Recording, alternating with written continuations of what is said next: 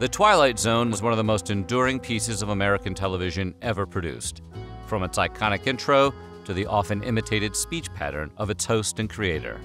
Twilight Zone defined what thoughtful, probing, and insightful science fiction could aspire to be for an entire generation. And then in the 1980s, it was made into a feature film, and disaster struck. Today we're exploring the fascinating true story of the tragedy of Twilight Zone, the movie. But before we get started, be sure to subscribe to the Weird History channel and let us know in the comments below what other 80s stories you would like to hear about. Now we're going back to the 80s.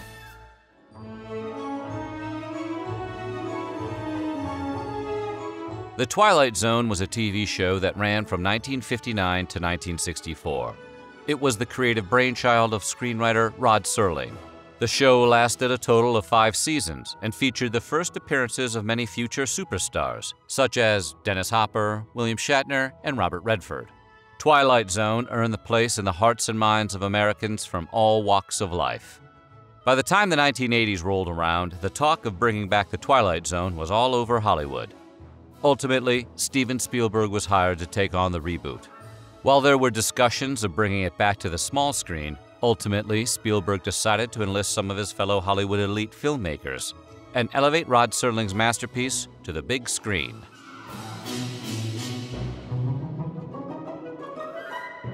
Spielberg decided that the Twilight Zone movie would be a remake of 3 episodes from the original series and one completely new original story. The directors chosen for the project were John Landis, Joe Dante, George Miller, and of course, Spielberg himself. John Landis was tasked with directing Time Out, based on the classic A Quality of Mercy episode of the Twilight Zone TV show. Veteran character actor Vic Morrow was cast as Bill Connor, a deeply bigoted man who, in a karmic twist of fate, is mysteriously sent back in time, skipping from time period to time period. He finds himself as a Jew during World War II contending with Nazi troops, and then as a black man dealing with the Klan, and then finally as a Vietnamese man during the Vietnam War. He finds himself protecting 2 small children from American troops. Originally, the ending of Time Out showed that Bill Connor stayed remorseless for the entire story. However, after the studio expressed concern, Landis added a scene where Connor saves the 2 children from oncoming fire, risking his own life, thus giving the character a bit more dimension. His character utters the words, "I swear to God, I'll protect you," which would prove to be ironic foreboding.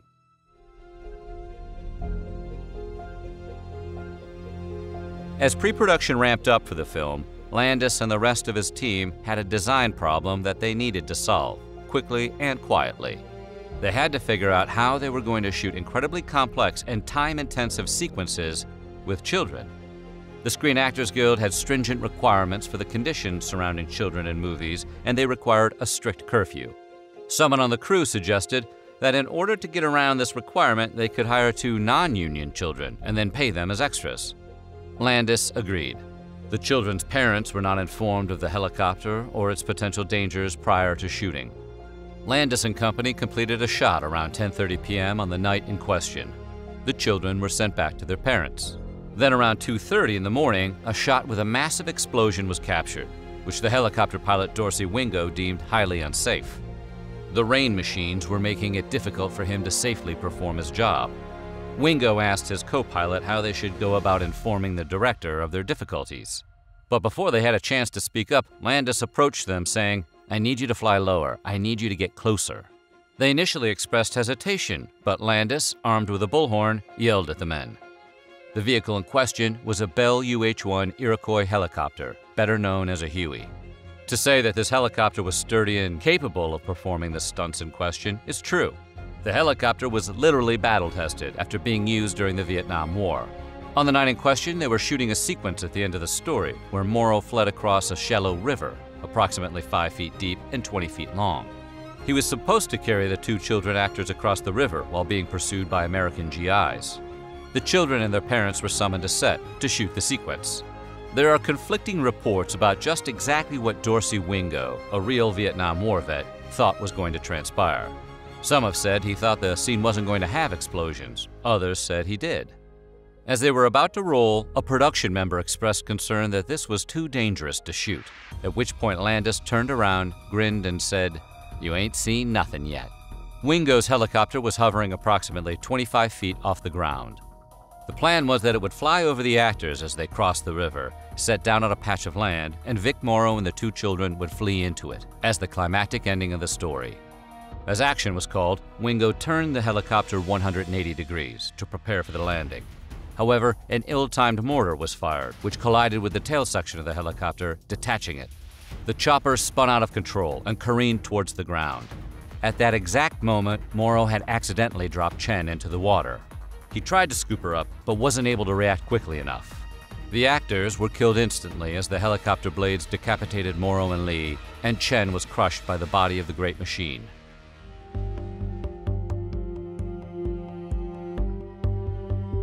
The set was closed down immediately after the accident, with the parents of the two children being rushed to a nearby hospital. They couldn't stop crying and screaming. The staff diagnosed them as being in shock. The story took on a life of its own, with the public and media taking an intense scrutiny to what happened that night. News of Landis and the production's skirting of the labor laws and his fateful quote, "You ain't seen nothing yet," reverberated through evening news broadcasts for months. In October of 1984, the National Transportation Safety Board reported the tragedy, and an investigation was started. The Federal Aviation Administration had just instituted regulations in March of that year to define how aircraft were to be regulated during film and television productions. However, the new regulations only covered fixed-wing aircraft, not helicopters. The National Transportation Safety Board recommended an amendment to the regulations to incorporate helicopters, which was accepted in 1986. But the action was too little too late. People had died, and the public wanted justice.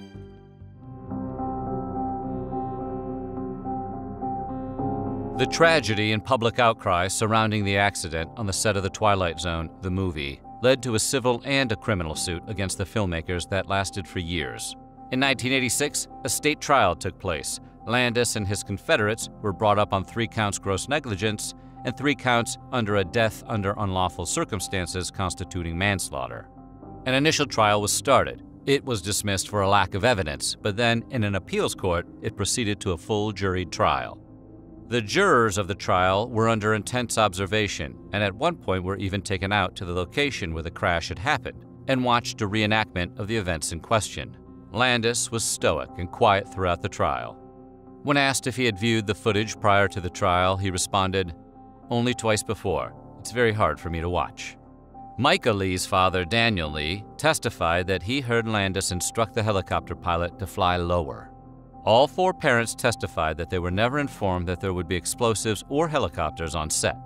They all testified that they were repeatedly told that no one was in any danger during the shoot. Landis, Folsey, Wingo, production manager Allingham, and explosive specialist Paul Stewart delivered testimony. The higher-ups pled guilty to the illegal hiring practice of the miners, but insisted that they had done nothing wrong over the course of shooting. It was a bitter battle. The opening salvo from the defense alleged that the parents of the children were liars, that they were fully making up stories. Harlan Brown, the defense attorney, said this: "They will deny that they knew that there were going to be a helicopter and special effects in a scene which they had seen a similar scene 5 hours before. We just cannot explain that because Mr. Folsey, in fact, told them all of that. There was an independent witness to that, and there's another family that was recruited whose children were standbys who were all told that." Over the course of the trial, the defense repeatedly asked for a mistrial, but was denied. Production assistant Donna Schumann testified that she thought the creatives involved absolutely knew what they were doing, and that she heard George Folsey say they'd put him in jail for having children this close to explosives. The trial raged on, with each side getting more and more contentious. Every day after the trial would break, the defense and the prosecution would stand in the hallway and call the other side liars in front of massive bays of media cameras. Ultimately, the defendants were acquitted in the 9-month trial that ran from 1986 to 1987. The prosecutor later went on the record saying that one of the key contributing factors as to why the jury declared them innocent was that they had somehow been told an untruth, that John Landis was going to make a film about the trial, and that he was going to cast them to play themselves. If they wanted to see the movie made and appear in it, logically they had to acquit him. He couldn't make it from behind bars. Was this true? Of course not. But the jury purportedly heard this, and whenever Landis would be scribbling on a legal pad during the trial, they would collectively take note assuming that he was writing a scene for this mythical film. So, what of the victims' families? Merrow's family settled out of court in a civil case within a year.